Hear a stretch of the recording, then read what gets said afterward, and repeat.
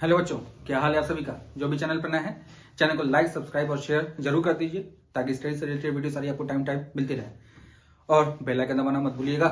चलिए, जैसा आपको पता है हम लोग सीक्वेंस सीरीज और लिमिट्स एंड डेरिवेटिव्स को साइमल्टेनियसली लेके चल रहे हैं। तो आज हम लोग दोनों के वीडियो के लिए कोशिश करेंगे, दोनों वीडियो आपको प्रोवाइड कर दिया जाए।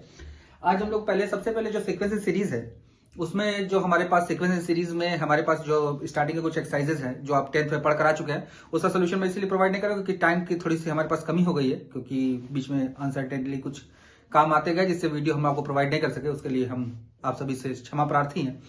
और दूसरी बात यह कि हम जो अर्थमेटिक प्रोग्रेशन में जो स्टार्टिंग के दो एक्सरसाइज जिसमें nth टर्म और सम निकालना है, वो क्लास 10 के रिपीटेड क्वेश्चन ही है। उसमें आपको जिस क्वेश्चन में आपको लोग को डाउट होता है या कुछ भी होता है उसको आप जरूर कमेंट करके पूछिए, उसको आपको सोल्यूशन अलग से प्रोवाइड कर दी जाएगी। अदरवाइज जैसे ही हमारे पास टाइम थोड़ा बचता है तो हम उसको प्रोवाइड कर देंगे। बाकी जो चीजें आप क्लास 10 में पढ़कर नहीं आए हैं उसको हम यहाँ पर इंक्लूड करते हैं। जैसे क्लास 10 में आप पढ़कर जो नहीं आया है अर्थमेटिक मीन, तो अर्थमेटिक मीन पे बेस्ड एक्सरसाइज है 10.4 ML अग्रवाल का। उसके बारे में जानते हैं, थ्योरी भी जानते हैं, उसी के साथ साथ उसके सोल्यूशन को भी हम लोग इस एक ही वीडियो में कवर कर लेंगे। ठीक है, आइए अब देखते हैं। सबसे पहले वर्ड है अर्थमेटिक मीन। ठीक है, तो अर्थमेटिक मीन कुछ नहीं है, एक मीन है। क्या है भाई? मीन।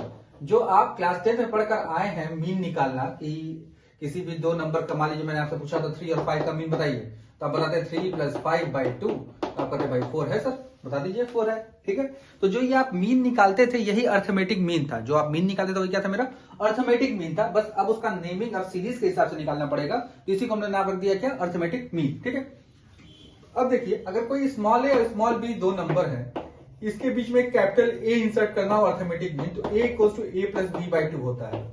इस फॉर्मूले को आपको लर्न करना है। लर्न क्या करना है? लर्न तो पहले से आपको है, बस इसको आपको दिमाग में और बार बैठा लेना है कि अगर दो नंबर दिए गए उनके बीच का अर्थमेटिक मीन क्या होता है? a + b/2 होता है। ठीक है, अब आपको भी पता भाई कि एक ही अर्थमेटिक मीन इंसर्ट करने की तो कभी आपसे बोलेगा नहीं, आपसे कहेगा मल्टीपल अर्थमेटिक मीन इंसर्ट करिए। तो जब मल्टीपल अर्थमेटिक मीन इंसर्ट करने होंगे तब क्या कॉन्सेप्ट लगेगा वो हमें समझना है। पर ध्यान से देखिएगा, ए और बी मैं दो नंबर लेता हूं, इसके बीच में मैं मानता हूं A1, A2, A3, A4 so on AN।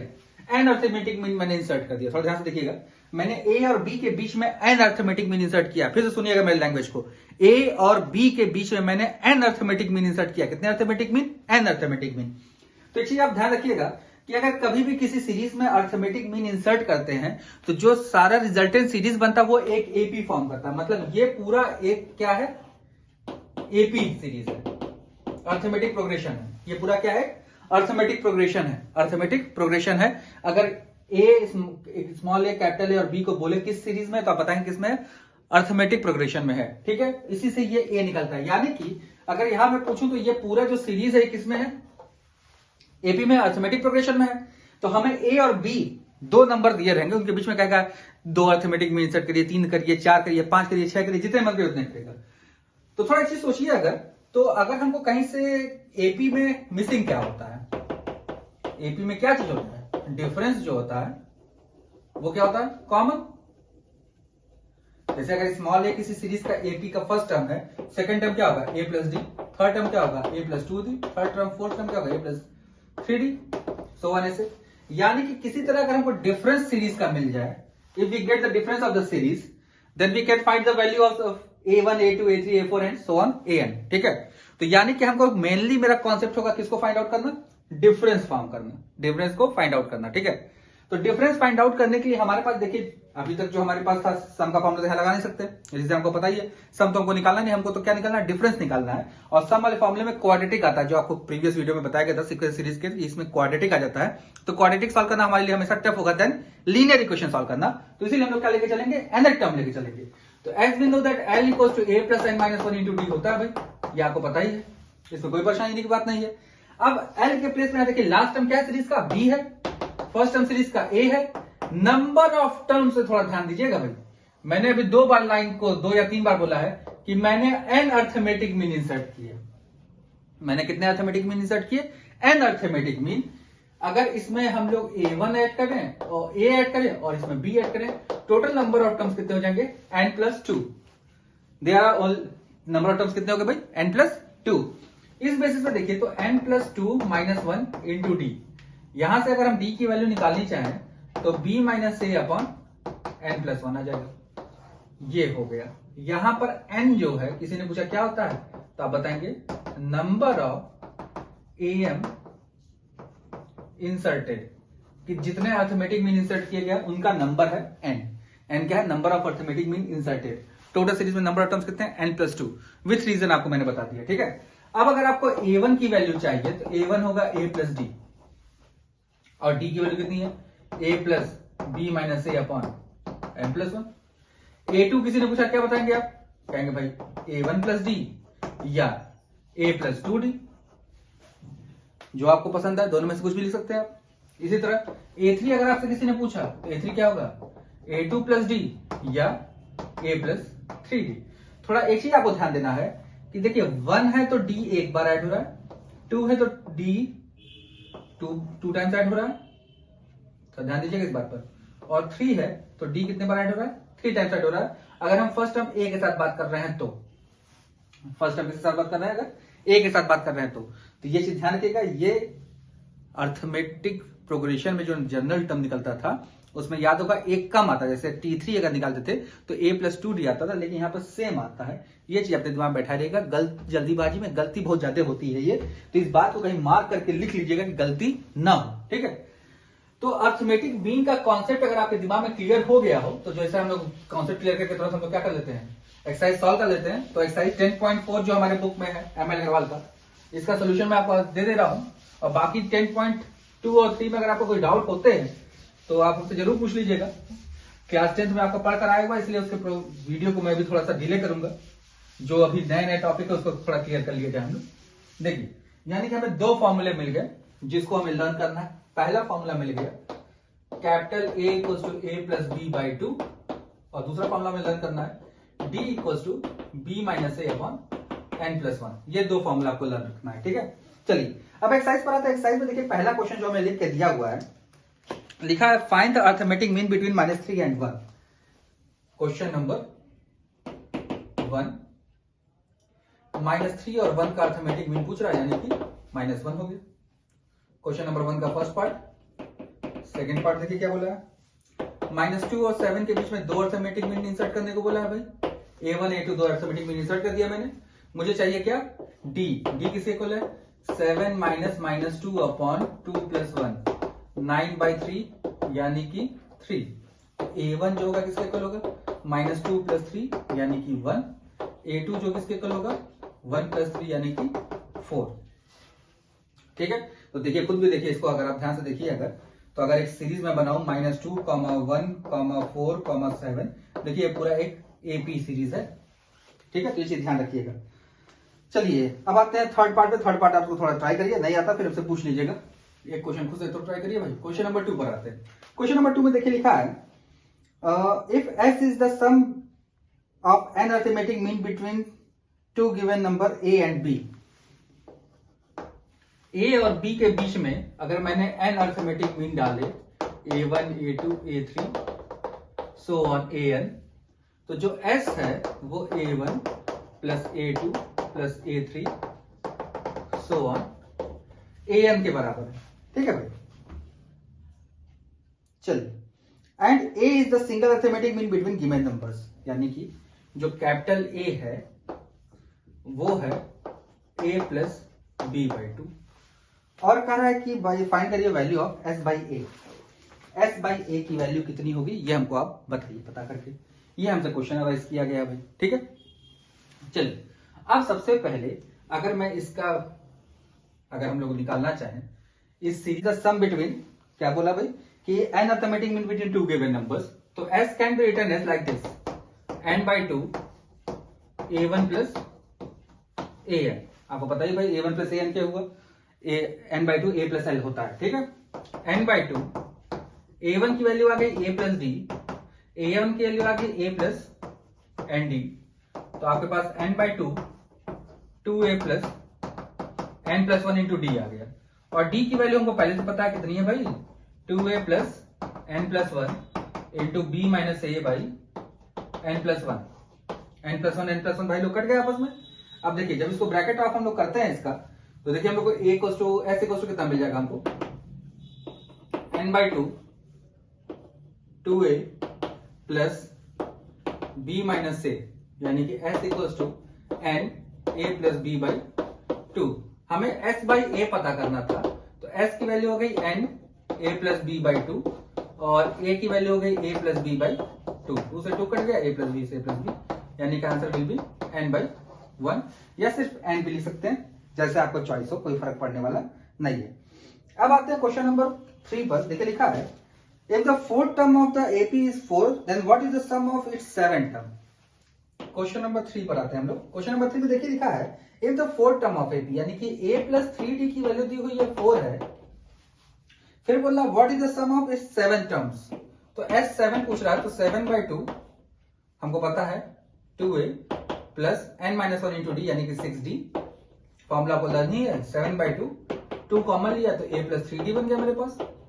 देखिए 2 से 2 कट गया, 7 इंटू 4, यानी कि आंसर विल बी 28। ठीक है, तो ये सम के क्वेश्चन भी कुछ इसमें रिपीटेड लग रहा था, दे दिया हमें।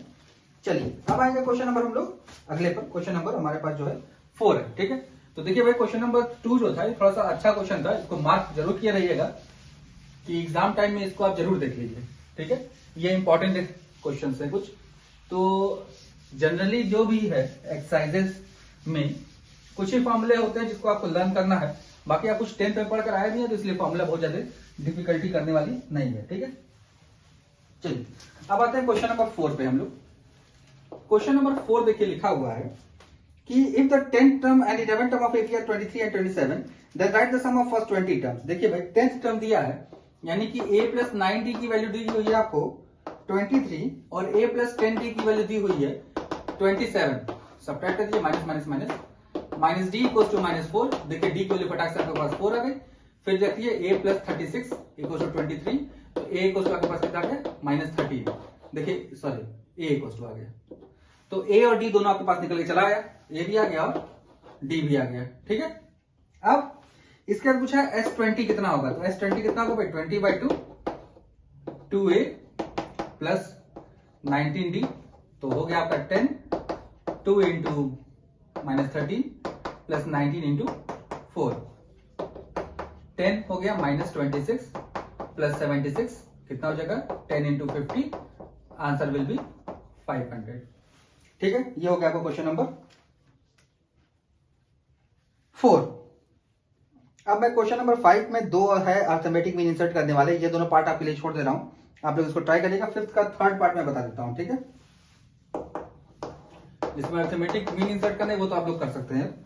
देखिए लिखा insert 10 arithmetic mean between -5 and 17, prove that their sum is 10 times the arithmetic mean between -5 and 17। ठीक है, तो -5 और 17 के बीच में कितने अर्थमेटिक मीन इंसर्ट किए गए भाई 10 अर्थमेटिक मीन। -5 और 17 के बीच में 10 अर्थमेटिक मीन इंसर्ट किए गए भाई 18। ठीक है, और कह रहा है फिर आगे हमसे कि पहले अर्थमेटिक मीन, पहले इसका सम तो निकाल लीजिए। ठीक है, चलिए सबसे पहले हमसे बोला कि इसके बीच में n arithmetic mean 10 arithmetic mean insert किए गए और उन 10 का अर्थमेटिक मीन का जो सम होगा -5 और 10 के बीच के अर्थमेटिक मीन के सम के कितने टाइम्स होगा 10 टाइम्स होगा। तो अभी आप लोग देखिए क्वेश्चन नंबर 2 मैंने जो किया था, क्वेश्चन 2 उसमें मैंने सम निकाला था, सम ऑफ s अपॉन a, मेरे पास n आया था। n क्या था, नंबर ऑफ am इंसर्टेड। तो थोड़ा देखिए s इक्वल टू na हो जाएगा, तो ये सम ऑफ अर्थमेटिक मीन और ये सिंगल अर्थमेटिक मीन कितने टाइम्स रिलेशन हो रहा है n टाइम्स। n क्या अर्थमेटिक मीन इंसर्टेड। अगर इस कॉन्सेप्ट से देखें तो s इक्वल टू 10a, देखिए आ गया 10 टाइम्स आ रहा है, यही हमको वेरीफाई करना है। ठीक है, कि जो n अर्थमेटिक मतलब 10 अर्थमेटिक मीन इंसर्ट किए गए हैं, इन 10 का सम जो होगा सिंगल अर्थमेटिक मीन के सम के 10 टाइम्स होगा। तो ये मैंने देखिए आपको क्वेश्चन नंबर 2 के हिंट से मैंने आपको करके दिखा दिया कि होना यही है। ठीक है, अब इसको सॉल्व कर लेते हैं फटाक से हम लोग। सबसे पहले हम लोग को निकालना है क्या a1 a2 a3 an so on a 10 तक की वैल्यू। ठीक है, तो हम लोग निकालेंगे, हम लोग को 10 अर्थमेटिक मीन है 10/2 a1 प्लस a10।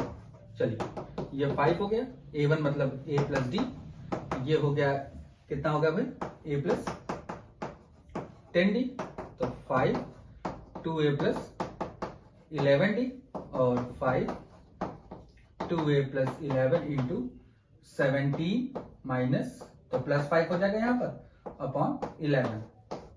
n +1 होता है भाई, तो n अर्थमेटिक मीन इंसर्ट किए गए a, ए की जगह फिर से हम रख देते हैं वैल्यू ए की वैल्यू कितनी है भाई मेरे पास -5, यानी कि यह जगह -10। चलिए अब आते हैं हम लोग आगे।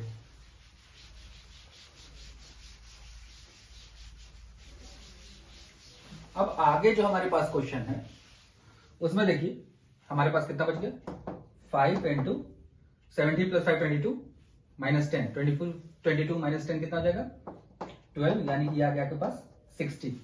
कितना आ गया 60।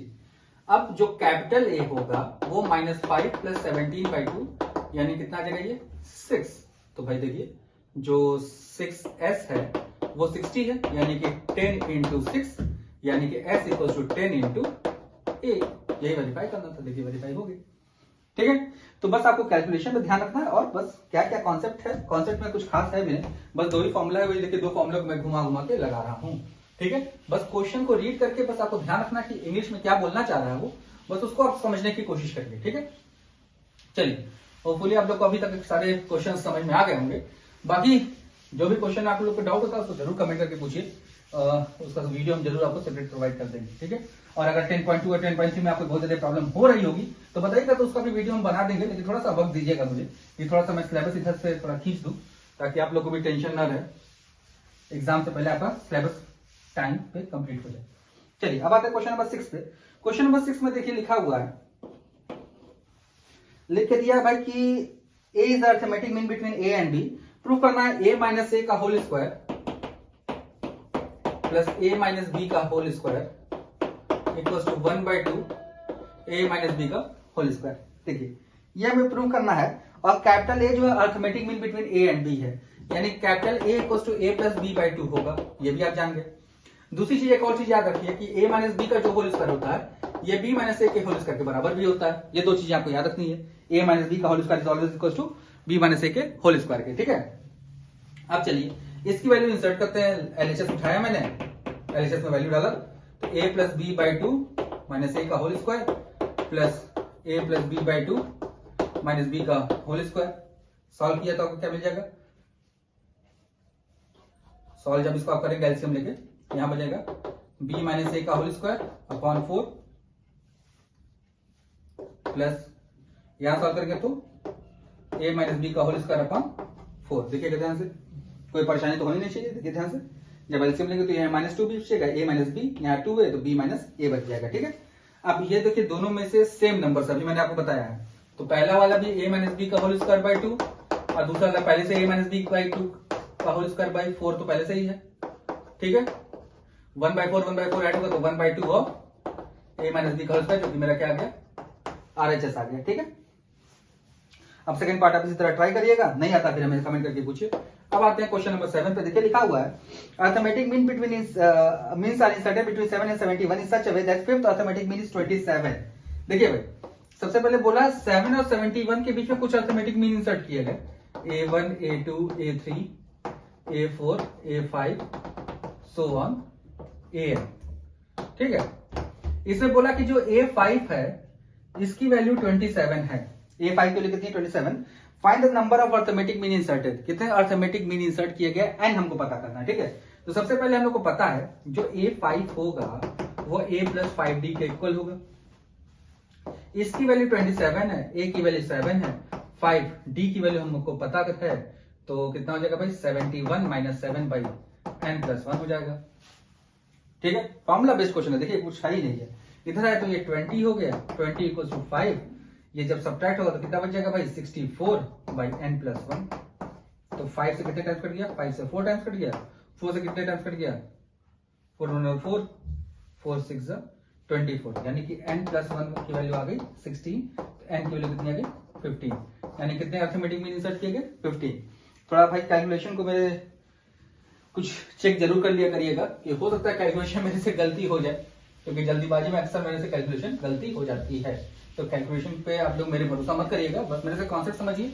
और कैलकुलेशन 10 क्वेश्चन होगा तो उसमें से 9 तो सही रहते हैं, लेकिन एक आध क्वेश्चन आपका हो सकता है जो जल्दीबाजी में गलती हो जाए। ठीक है, कहते हैं ना हड़बड़ का काम गड़बड़, तो ये हड़बड़ मैं करके गड़बड़ कर देता हूँ। ठीक है, देखा there are n arithmetic means between 3 and 17, the ratio of first mean to the last mean 1:3, then find n। देखिए भाई 3 और 17 के बीच में n अर्थमेटिक मीन डाले गए। लास्ट क्वेश्चन है भाई हमारा 3 और सॉरी देख लूं मैं भाई पलट के, लास्ट नहीं है, लास्ट ही है भाई। 3 और 17 के बीच में n अर्थमेटिक मीन डाले गए। कह रहा है कि जो फर्स्ट का है और जो लास्ट है इनका रेशियो 1/3 है, तो बताइए n की वैल्यू कितनी होगी? ये भाई a प्लस डी हो गया, ये भाई आपका हो गया a plus N D equal to 1/3।